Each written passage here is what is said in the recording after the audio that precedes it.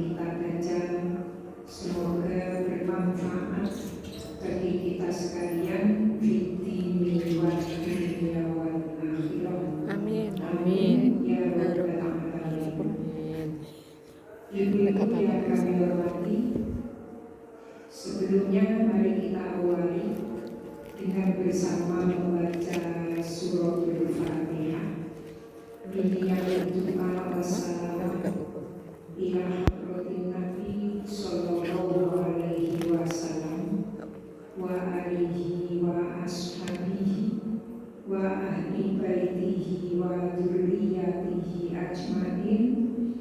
Summa ila jami'i ikhwanihi minal anbiya wal mursalin wal awliya was syuhada was sholihin was sahabati wat tabi'in wa jami'il malaikatil muqarrabin wa ila jami'i masyayikhina wa abaina wa ummahatina wa ila mu'allif hadzal kitab syaikhul lillahi lahul fatihah. A'udzu billahi minasyaitonir rajim.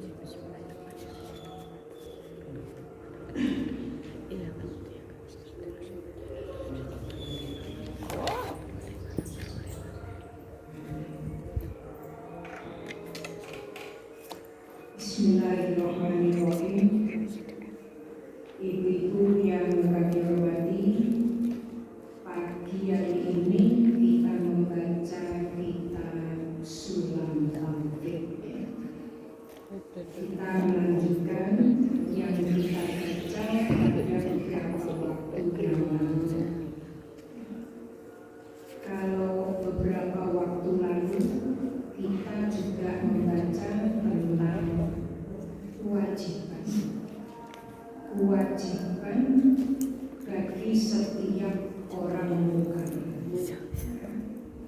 Jadi kewajiban kita bagi setiap muslim yang berakal balik, ini kan termasuk orang mukallaf.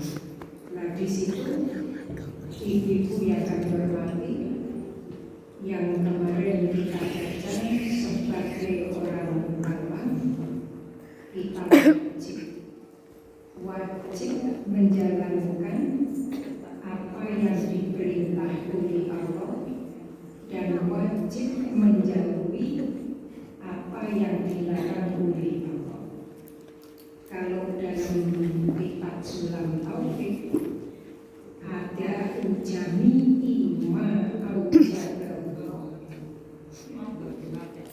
Kalau kalimatnya hendaknya kita menjalankan semua yang diwajibkan oleh Allah. Kalimat semua di sini. Kita berkewajiban menjalankan semua yang diwajibkan oleh Allah. Makanya terus ditata ibu-ibu yang kemarin sudah kami sampaikan. Kewajiban yang diberikan kepada kita utamanya arkanul Islam, rukun Islam. Itu kan ada kewajiban yang kita kerjakan setiap hari. Ada kewajiban yang kita kerjakan 1 tahun 1 bulan.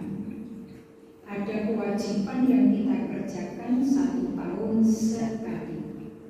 Bahkan ada kewajiban seumur hidup sekali. Dan itu pun juga ditata oleh syariat Islam tentang syarat tata aturan, ya, tata aturan siapa-siapa yang diwajibkan. Seperti puasa, itu kan beda dengan yang diwajibkan sholat.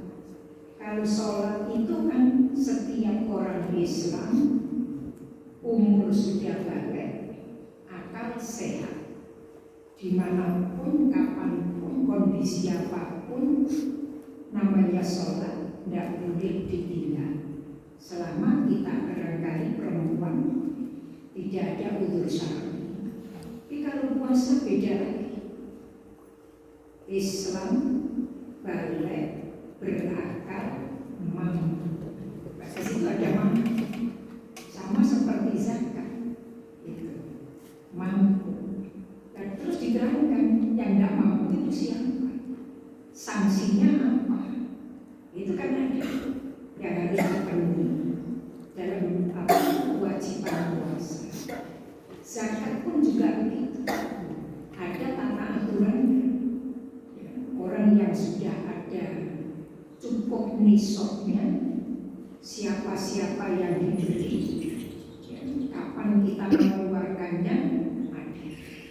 Haji juga ada seumur hidup sekali, itu pun juga manis tatoah.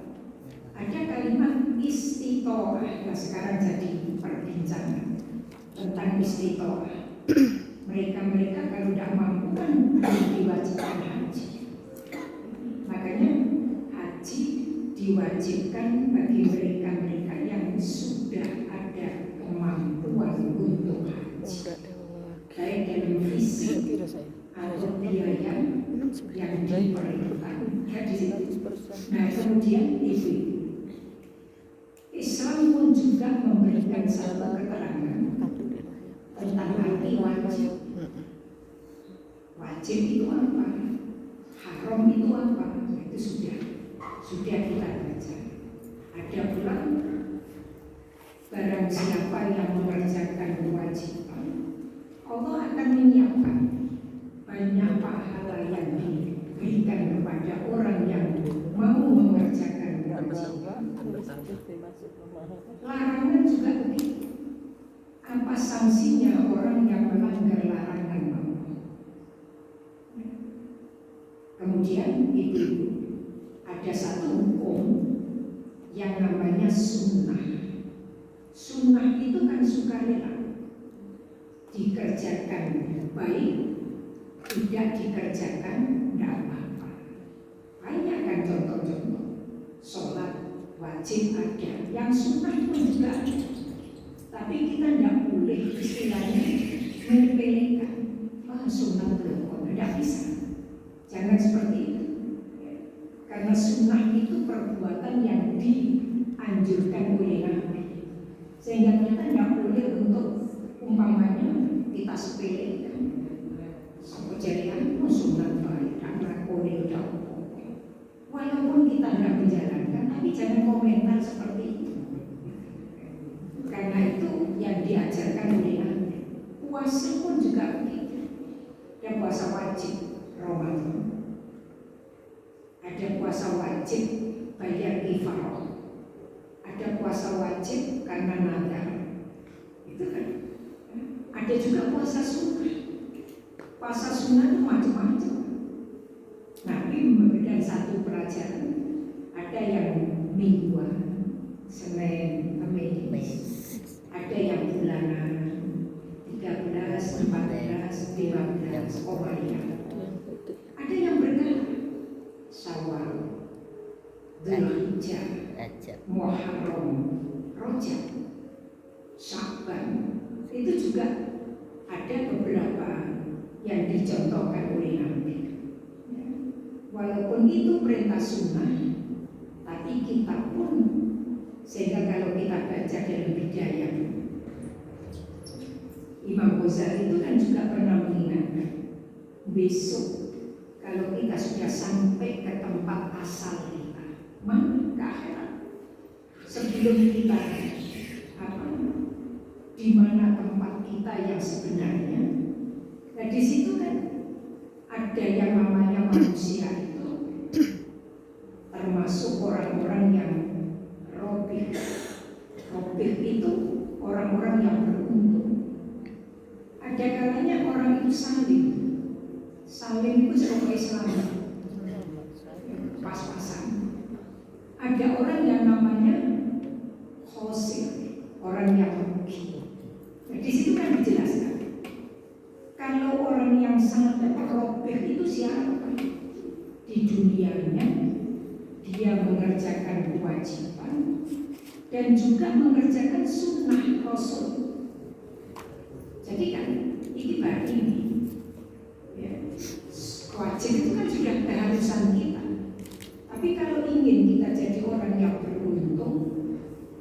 banyak kita melakukan perbuatan sunnah, sholat sunnah, puasa sunnah. Di samping namanya kita itu manusia awam yang tentu banyak salah barangkali. Kalau sholat kita ada yang tidak benar, kita punya tabungan untuk pengganti. Barangkali ada yang belum tidak kita kerjakan. Puasa juga begitu. Kita pun juga ingin untuk melakukan ibadah, khususnya puasa sunnah. Ini untuk tambahan agar kita jadi orang yang beruntung di sini. Nah, orang yang salim ini pas-pasan, mesti dilakoni wajib. Ini kata Imam Ghazali rawan. Rawannya apa? Iya, kalau yang wajib kita lakukan itu sesuai dengan apa yang jadi aturan syariat. Umpamanya yang namanya kewajiban yang kita kerjakan itu ono keliru nih. Kita kan tidak punya ganti karena tidak pernah kita lakukan perbuatan sunnah. Rawan kok punya budaya ngono pokok balik bodoh nih tok dampak balik ini. Apa tinggal bodoh mana repot lagi. Nah, alhamdulillah jangan jadi orang yang rugi. Jangankan sunnah dikerjakan, wajib kebongkar-bongkar. Makanya kan kita sekarang ini ibu-ibu, kesempatan kita mumpung belum datang bulan Ramadan, tidak ada bulan yang disebut bulan suci kecuali Ramadan. Kita tidak pernah dengar bulan suci Rabiul Awal, enggak. Tapi si mono kalian bulan suci itu ya hanya Ramadan. Makanya kan kita ini kalau Ramadan itu sudah dikatakan bulan suci, kita berupaya agar kita masuk di bulan Ramadan itu paling mudah. Ada beda dengan kita masuk di bulan-bulan biasa. Jadi kita siapkan untuk masuk di bulan Ramadan itu mulai rajin. Resik-resik kotoran yang resik-resik dosa, yaitu bulan Rajab. Nyawuri utangi poso ini. Karena kan jangan sampai Ramadan kurang 3 hari, utangi si kurang 5 dina. Soro kan, jangan seperti itu. Nah, kita sih insya Allah ya, tapi kita punya tanggung jawab. Siapa? Kita punya anak kita punya anak. Tentu kan kalau seperti bulan-bulan sekarang ini mau datang bulan Rajab, kita tuh orang-orang istilah supaya sisi bintang kosong jadi satu ngomong kerja sekalian diniati nyawa utangi poso dan mudah-mudahan juga mendapatkan barokah bulan Rajab. Sehingga ya kita itu pokoknya apa yang kita lakukan itu ridho. Sampai Nabi itu pernah sekali waktu sahabat Nabi namanya Anas bin Malik. Anas bin Malik itu jalan-jalan ketemu Mu'adz bin Jabal, sama-sama sahabat Nabi, orang-orang yang dekat dengan Rasulullah. Disapa Mu'adz bin Jabal sama Anas bin Malik, Pak Mu'adz dari mana? Baru sowan Rasul. Jadi konco kondi. Oh, kok boleh Kanjeng Nabi? Anas bin Malik tanya, diberi apa? Dinasihati apa sama Rasul? Itu sahabat. Begitu ada yang habis sowan sama Rasulullah, yang ditanya kan disuguhi apa? Dinasihati apa? Dituturi apa?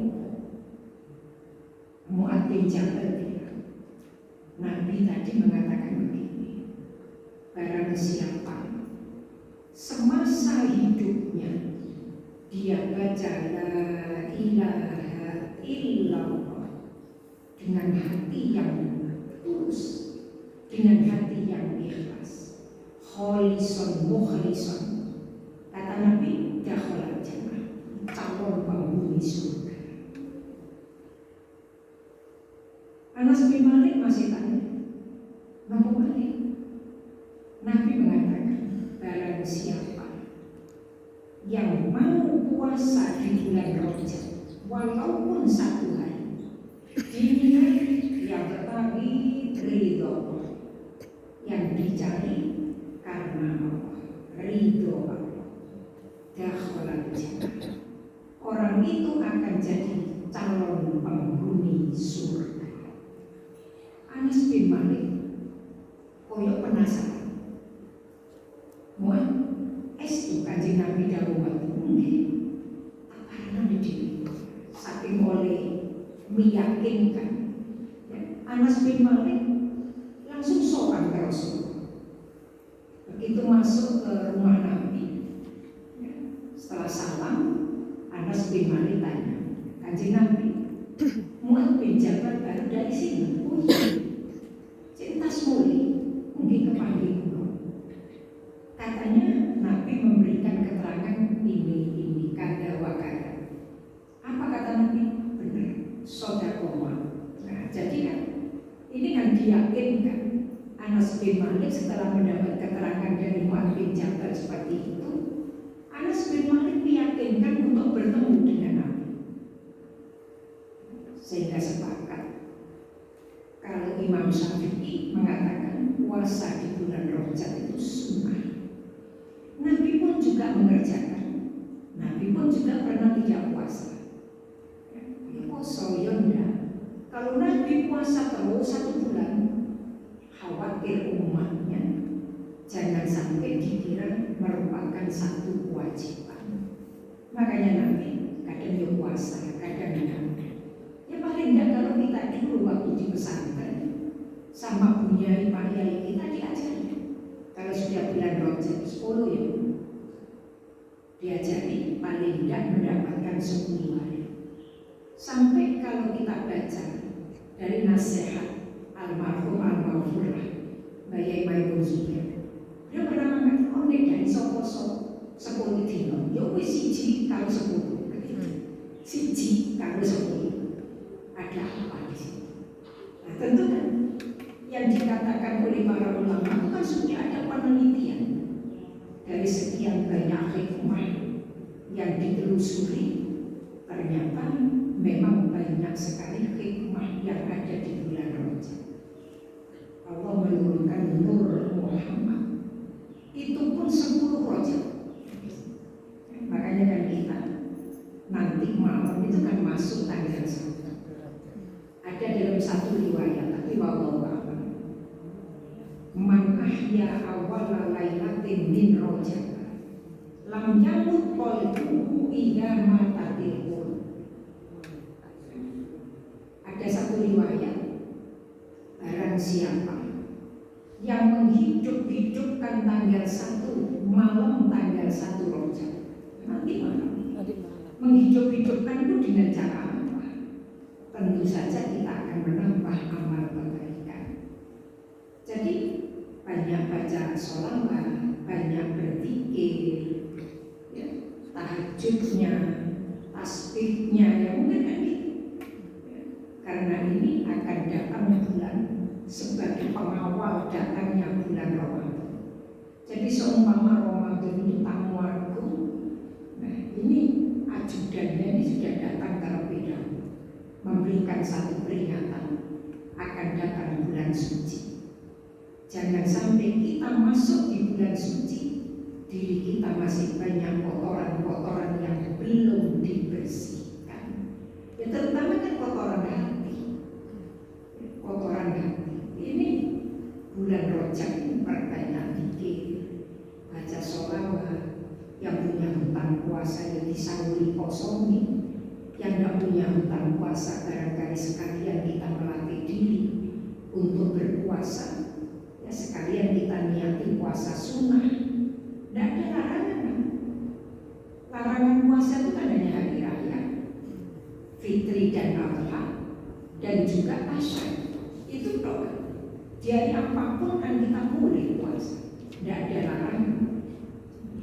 Nah sehingga ibu-ibu, kalau kau yang ingin mengerjakan jangan sampai kita ini mencegah orang yang ingin melakukan perbuatan sunnah. Jangan aku ninggalkan mumpung, ini kan dia tidak benar kan? Jadi dia melakukan perbuatan sunnah. Makanya Imam Hambali itu punya pendapat. Kalau puasa di bulan Rajab ini jangan 1 bulan penuh. Imam Hambali. Kenapa? Kalau 1 bulan penuh nanti terkena hukum makruh. Untuk menghilangkan kemakruhannya, ya mereka bolong-bolong. 10 hari yang kosong. Nanti dekat Senin Kamis ya boleh kan? Biar tidak seperti 1 bulan penuh. Nabi pun juga seperti itu. Kenapa Nabi pernah puasa Sya'ban penuh? Pernah. Sampai setelah 15 Nabi masih puasa. Nabi kemudian berkata, "Aku kayak wong sing jak nglakoni puasa Sya'ban karena sudah puasa Rajab penuh. Sambung nanti Ramadan penuh." Padahal di bulan Sya'ban ini pun juga bulan atau hari-hari yang banyak disunahkan untuk melakukan ibadah puasa. Sehingga Nabi pernah lebih banyak puasa Sya'ban daripada puasa Rajab. Pernah juga melakukan seperti itu. Ini memberikan pelajaran kepada kita. Sehingga itu barang siapa yang menghidup-hidupkan nanti malam, kita sholawatan, kita istighosah, kita zikir, itu kan bacaan-bacaan kalimat thayyibah. Lam yamut qalbuhu idza mata. Allah akan memberikan kita hati kita, tidak jadikan hati yang mati. Hati mati. Naudzubillah.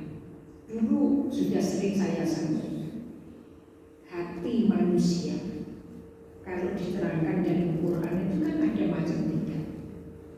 Yang paling bagus namanya qalbun salim, hati sing selamat, hati sing waras. Illa man atallaha bi qalbin salim. Besok kita akan diterima oleh Allah karena hati kita selamat, waras hatinya, tidak ada penyakit yang ada di dalamnya. Qalbun salim, hati sing selamat. Yang nomor 2, ada hati itu hati yang sakit. Fi qulubihim marad fazadahumullahu marad. Hatinya sakit. Jenenge loro itu ya karena ada penyakitnya. Semua penyakit itu kan ada obatnya, termasuk penyakit itu. Ya obatnya. Kemudian penyakit itu pun ada penyakit berat, ada penyakit ringan. Asalnya enteng penyakit karena tidak diobati jadi komplikasi. Hati itu juga seperti itu. Kita semuanya itu pasti namanya manusia. Hati kita tidak sebening kaca.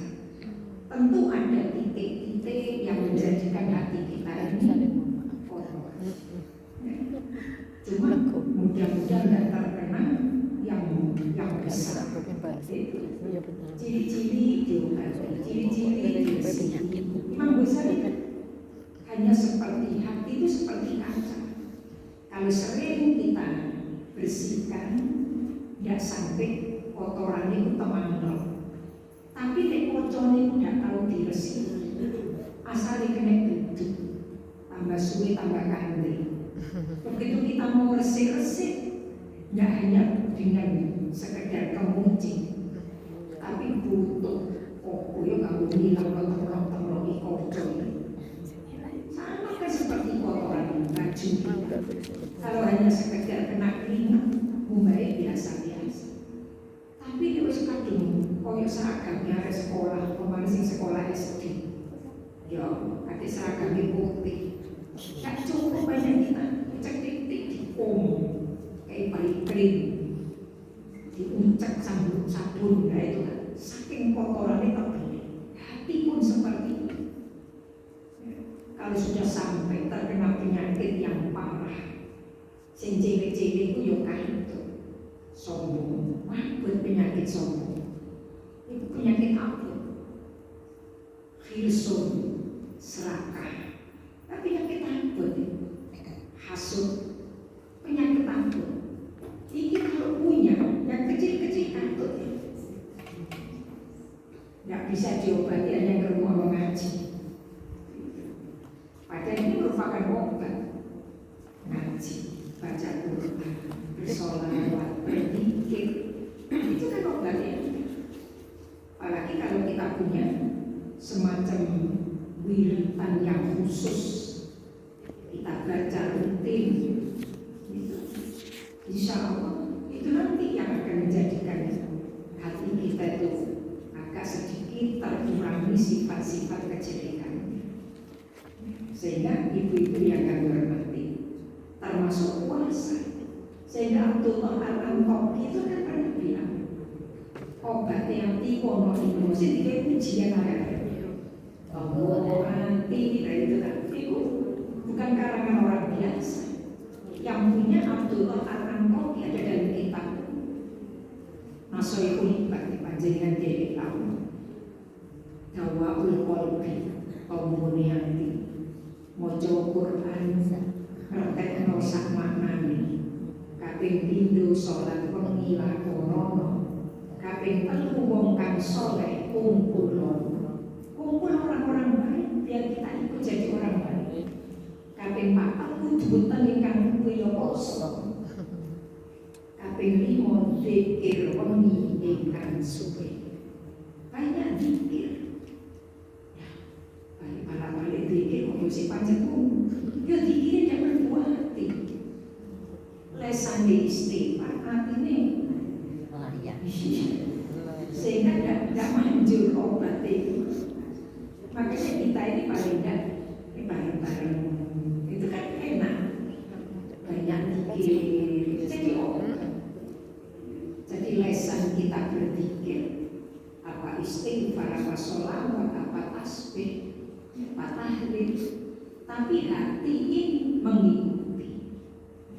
Sehingga ibu-ibu, kalau dalam kitab Sulam Taufik, bagi kita orang Islam wajib menjalankan semua. Sehingga kalau kita banyak zikir, hati kita tuh ini kan juga perintah juga. Wa yajibu alaihi ayyu'atiyahu ala ma amarallahu bihi. Wajib menjalankan apa yang diperintah oleh Allah.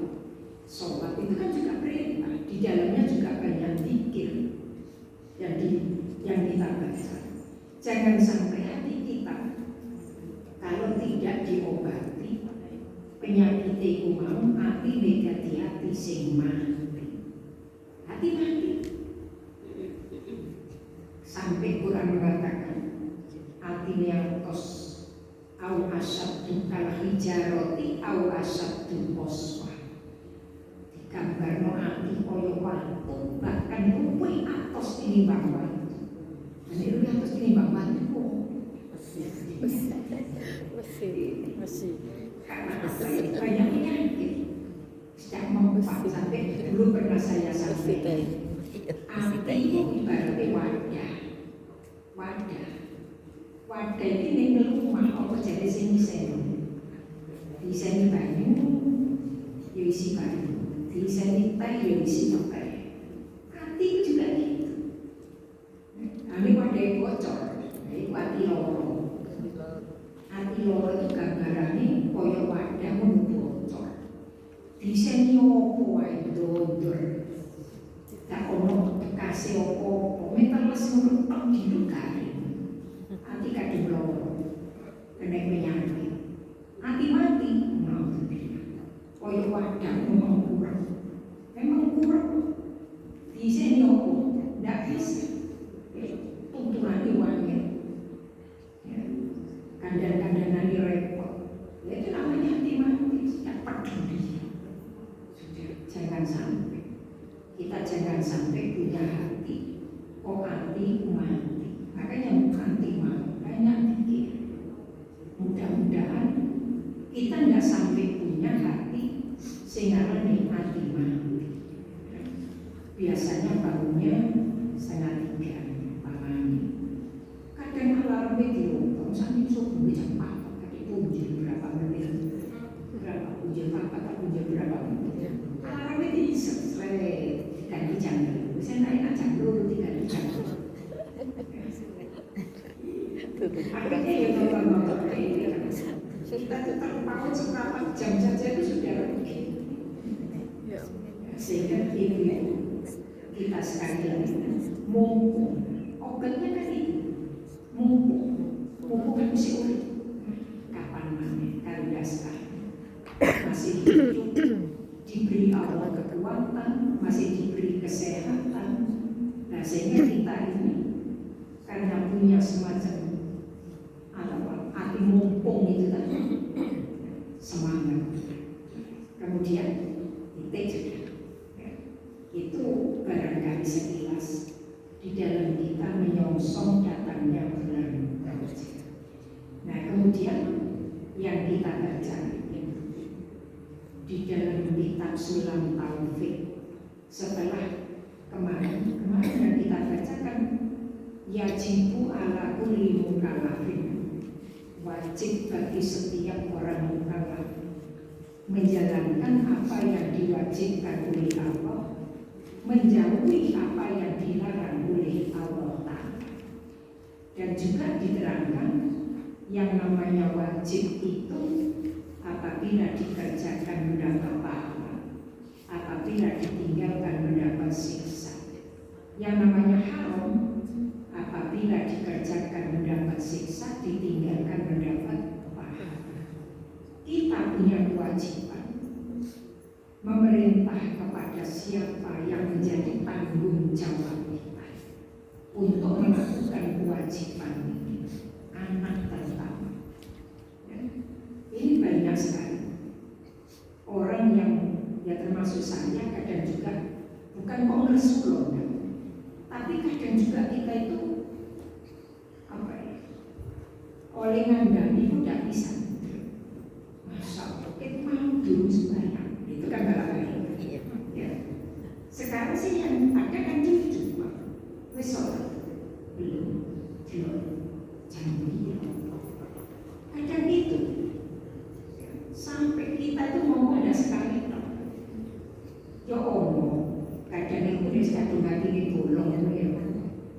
Jadi di kompor wis awal waktu wis ngerti. Kadang tanya sampai ketok padang.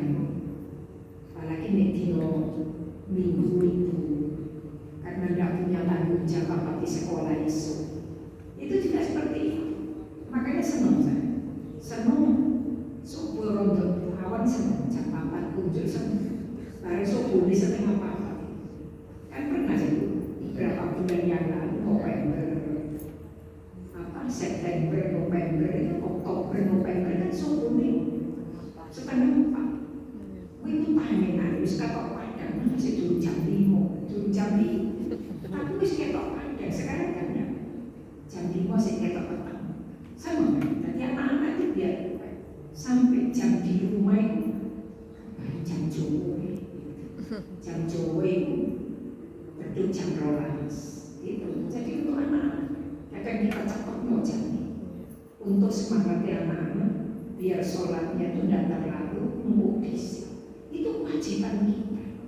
Mengingatkan seperti itu merupakan kewajiban kita. Jangan sampai kita punya pikiran harus gede mari sholat di namanya orang tua anak SMA tidak bisa itu seperti itu. Jadi kita wajib juga menyuruh siapa yang jadi tanggung jawab kita untuk melaksanakan kewajiban. Ya, puasa besok juga begitu. Jangan sampai kita punya pikiran sanggup panas teko sekolah, jangan kono teko sesak-sesak. Dia sudah balik kelas 6, kelas 5, anak-anak sekarang kelas 5, kelas 6 perempuan kan dia sudah datang bulan, berarti kan sudah balik.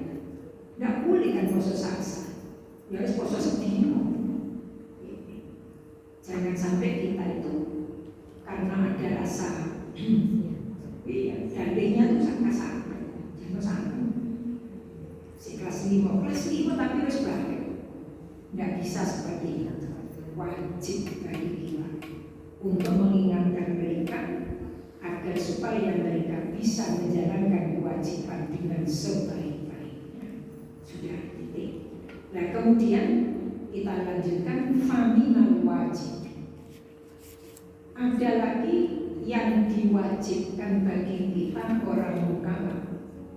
Khamsu shalawatin fil yaumi wal lailah.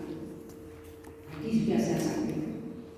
Di antara yang wajib dikerjakan semua orang mukallaf adalah sholat 5 waktu dalam sehari semalam.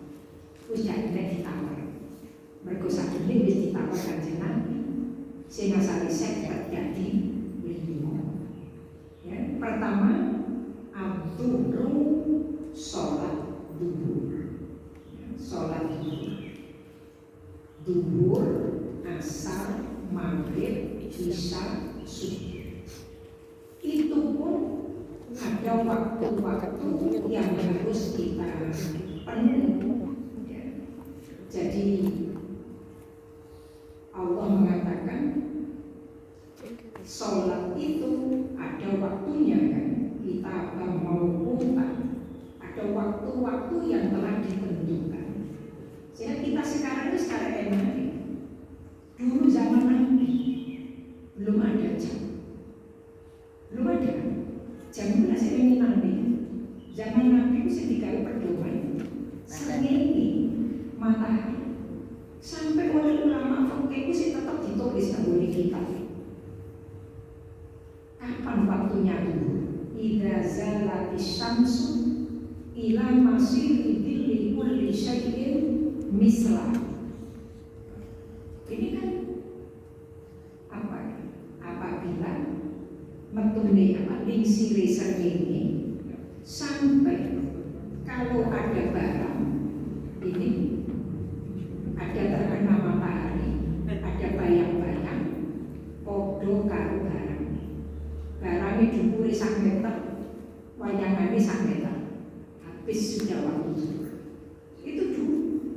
Nah saat ini bisa ada, bahkan alhamdulillah saat belum waktu dulu ini bisa opo kurang 10 menit wis disetel masjid opo maca Quran. Itu kan alhamdulillah memberikan satu apa istilahnya peringatan opo memang berarti waktu duhur sudah hampir habis. Kalau wis kurang kadang-kadang gitu kok masjid wis kurang sakit sama sing dulu sholat waktu tinggal 15 menit. Kadang kalau subuh itu karena memang biar yang bangun iki rondo suwe ngentenani subuh 25 menit sebelum subuh wis disetel maca Quran. Kebanyakan itu rata-rata 25-26 menit sebelum masuk subuh. Kalau duhur kadang 10 menit sebelum masuk duhur. Nah ini kan alhamdulillah. Nah sing jogo ngono lah yo ya itulah sing pekerjaan enteng tapi abot yo ngene. Karena ini untuk orang banyak. Lo kemarin waktu di kosong besok kalau di bulan Ramadan kata kita mengatakan ngerdating, apalagi waktunya imsak, waktunya mau buka puasa diteliti sama satu buka kurang 10 menit dan bohong ngerti dibuka imsak ya mau disampai dulu imsak. Makanya waktu itu sampai ditata sedemikian rupa. Karena waktu itu jalan, nggak mandek kan. Makanya umur itu ya seperti waktu itu umur kita ya kayak waktu itu, nggak mandek kan umur kita. Terus jalan, makin maju.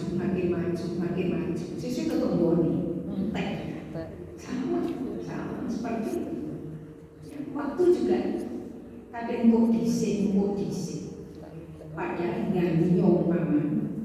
Begitu masuk waktu duhur, adzan, sholat, tek, lumah ngedak kupon moyo sudah diberi tenggang waktu antara duhur, kapan habisnya waktu duhur. Ya kan sudah masuk waktu asar, tek wis waktu duhur. Masuk waktu asar. Habisnya kapan? Ya nanti rumah dan maghrib, tek waktu maghrib, waktu asar. 3 jam. Antara maghrib dan isya. Saya ya wong sambut, lu isya tidak menit ya pancene. Jamnya podo wae, cuma jamnya saja. Karena matahari bukan kok lama itu udah. Jamnya ini mau mengikuti kan kita tuh jam WIB kan. Kalau dicocok sampai sengenge ya jam istiwa. Kalau jam istiwa itu jamnya dicocok sama sengenge. Kapan nyocok pas sengenge tengah. Kita berdiri tidak punya bayang-bayang. Itu istiwa namanya. Jam berapa? 12. Istiwa itu podo. Manusia ngadeg latar itu tidak ada bayang-bayang. Matahari persis ada di tengah. Itu namanya istiwa. Itu pancet. Beda dengan WIB itu kebiasaan itu berdua ya jam 12. Tapi kalau WIB kan kadang-kadang jam 12 seberapa. Kadang-kadang setengah 12. Ya memang beda karena mengikuti WIB kita itu waktu Indonesia Barat. Orang-orang ngarani jam umum. Nah, kemudian masuknya waktu isya. Kalau sudah habis waktu maghrib, masuknya waktu subuh. Ya kalau sudah habis waktu isya, kita tinggal ngerumah. Makanya dalam fakih itu diterangkan, dulu sudah kita baca dalam kitab Safinah. Waktu itu memang macam-macam, bertingkat waktu sholat. Sholat yang dikerjakan pada awal waktu, namanya kita kerjakan di waktu fadhilah. Waktu yang paling utama, namanya waktu fadhilah. Kemudian geser lagi, kalau sudah hilang waktu fadhilah, selesai orang berjamaah, ada waktu sedikit masuk namanya waktu ikhtiar. Siapa? Waktu ikhtiar. Waktu yang dipilih oleh malaikat Jibril, namanya waktu ikhtiar. Kemudian ada lagi waktu jawas. Waktu jawas itu kapan? Ya kira-kira ada setengah jam atau 1 jam sebelum habis waktu. Kita sholat duhur 2:30 mesti oleh durung masuk waktu asar. Itu namanya waktu jawas, masih boleh. Nah, kemudian ada jawas ma'al karolah, si oleh tapi Nabi tidak suka disertai hukum makruh. Sebetulnya kerugi rokaat asar kita sholat duhur masih boleh, masih masuk waktu duhur apa enggak? Masih kan? Karena waktu duhur si ono masjid wis kira belum ada, tapi si maca Quran. Cocok kita bukan itu butuh kondi sholat duhur masih boleh, tapi jadi waktu kepepet. Makanya boleh disertai hukum makruh. Ada waktu karoha, tapi tidak orang sembahyang kok mepet kurang 10 menit kalau sembahyang. Ada waktu tahrim, teknis ya, habis sehingga kita sholat tidak lagi ada karena sudah habis hari kodohan. Kemudian ada kita kerjakan namanya waktu udzur. Waktu udzur itu waktu apa? Sebetulnya kita sholat duhur, tapi sampai duhur ini habis kita belum sholat. Kenapa? Ada udzur pergi. Jadi sholat duhurnya diniati jamak takhir. Cuma pada waktu kita masih berada di waktu duhur, ada niat di hati. nanti jadinya kotor. Harus ada niat. Dure tak jamaah. Walaupun dan mati. Nah ini dure tak jamaah. Namanya waktu udur. Waktu duhur diletakkan di waktu asar. Ada lagi waktu darurat. Waktu darurat khusus bagi ibu-ibu anak-anak perempuan yang masa sucinya hanya tinggal 10 menit. Kurang setengah jam di Dilok Cikuni.